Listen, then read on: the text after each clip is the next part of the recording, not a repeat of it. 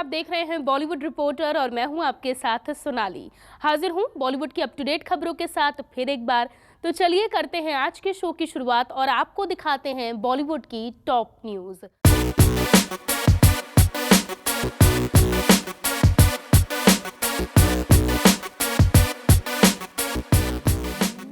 Bollywood filmmaker Sanjay Leela Bhansali इन दिनों कई प्रोजेक्ट्स पर काम कर रहे हैं।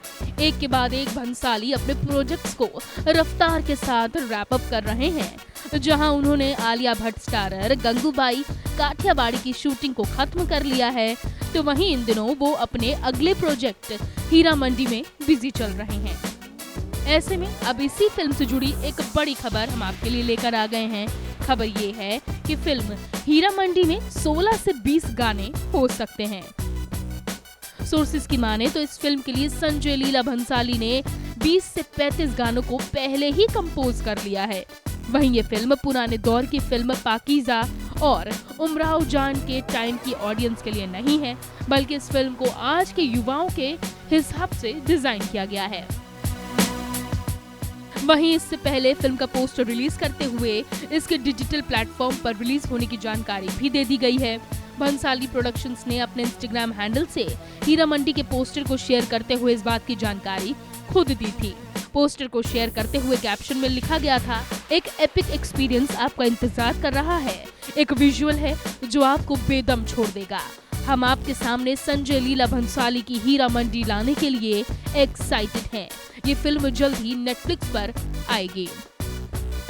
आपको बता दें कि भंसाली इस वेब सीरीज को डायरेक्ट नहीं कर रहे हैं, वो इसे बस प्रोड्यूस कर रहे हैं।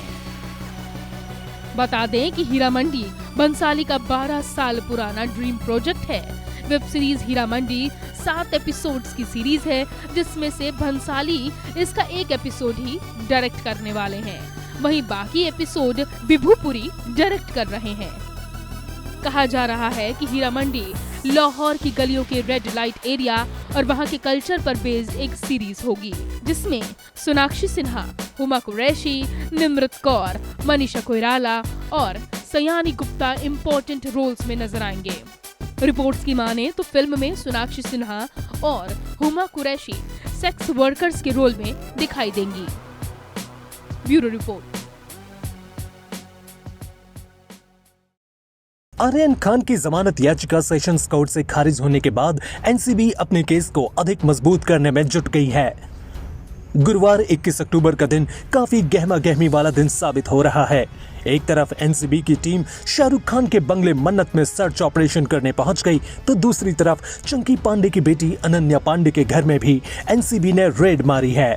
सूत्रों के मुताबिक एनसीबी के अधिकारी चंकी पांडे के घर से कुछ सामान लेकर निकले हैं। एनसीबी ने अनन्या पांडे को पूछताछ के लिए समन भी भेजा है।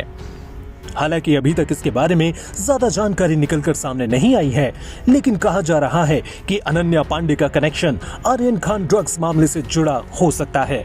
आशंका जताई जा रही है कि जिस न्यू कमर एक्ट्रेस के साथ आर्यन की ड्रग्स चैट एनसीबी के हाथ लगी है, वो अनन्या पांडे हो सकती हैं। इसी बीच गुरुवार सुबह शाहरुख खान बेटे आर्यन खान से मिलने के लिए ऑर्थर रोड जेल पहुंचे थे। शाहरुख सिर्फ 15 मिनट के लिए ही अपने बेटे से मिल पाए, तो हम आपके लिए लाए हैं शाहरुख खान और आर्यन खान की इस 15 मिनट की मुलाकात की इनसाइड डिटेल्स। दरअसल 3 अक्टूबर को आर्यन की गिरफ्तारी के बाद से ही शाहरुख बेटे से मिल नहीं पाए थे। 8 अक्टूबर से Aryan Khan Arthur road jail की बैरक नंबर में विचाराधीन कैदी नंबर 956 बनकर रहे हैं। अभी तक कोरोना नियमों की वजह से जेल में कैदियों को उनके परिवारजनों से मुलाकात करने की अनुमति नहीं थी, लेकिन बुधवार को ही महाराष्ट्र के जेलों में कैदियों और उनके परिजनों को आमने सामने मिलने से प्रतिबंध हटाया गया है। यही वजह रही कि जब बुधवार को आर्यन खान की जमानत याचिका अदालत ने खारिज की, तो शाहरुख खान अगले ही दिन बेटे से मुलाकात करने के लिए ऑर्थर रोड जेल पहुंच गए। शाहरुख सुबह करीब 9 बजे जेल पहुंचे। जेल सूत्रों के मुताबिक जब शाहरुख और आर्यन मिले तो दोनों के बीच शीशे की एक दीवार थी। कमरे में दोनों के साथ जेल के अधिकारी भी मौजूद थे। इस दौरान शाहरुख और आर्यन ने इंटरकॉम के जरिए बातचीत की। बाप बेटे के बीच ये बातचीत लगभग 15 से 16 मिनट चली। ये पहला मौका था जब शाहरुख बेटे आर्यन से जेल में मिल पाए। इससे पहले शाहरुख और गौरी खान सिर्फ वीडियो कॉन्फ्रेंसिंग के जरिए ही आर्यन से बातचीत कर पाए थे। गौरतलब है कि जेल के कैदियों को हफ्ते में 2 बार परिवारजनों से वीडियो कॉल पर बातचीत करने की परमिशन है। शाहरुख और गौरी भी वीडियो कॉल के जरिए लगातार बेटे के संपर्क में बने हुए हैं। आर्यन को जेल की सलाखों के पीछे से निकालने की शाहरुख की सारी कोशिशें भी अब तक विफल रही हैं।